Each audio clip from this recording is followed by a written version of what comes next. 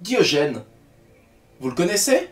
Alors je précise tout de suite, il n'y a aucun, mais alors aucun rapport avec le syndrome de Diogène.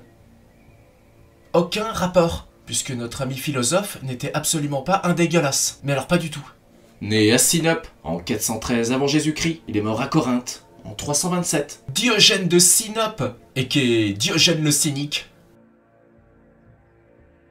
Alors oui, il existe sur lui une masse d'anecdotes légendaires, ce qui tend à montrer à quel point le Gus a profondément marqué les Athéniens.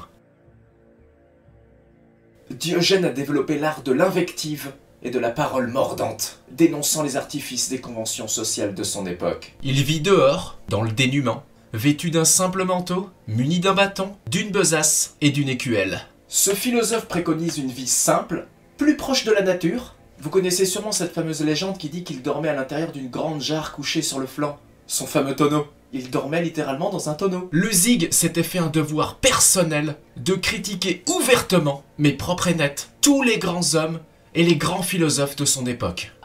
Il a notamment clashé Platon. Alors que Platon était l'un des tout premiers philosophes à s'attaquer à la question de définir ce qu'est l'être humain, Platon affirme « L'homme est un bipède sans plumes ». Apprenant ça, notre ami Diogène, il l'a cassé en deux. Il a décidé de débarquer à l'académie de Platon avec un poulet complètement plumé. Il le présente à l'assemblée et il leur dit « Voilà, dites bonjour à l'homme de Platon ».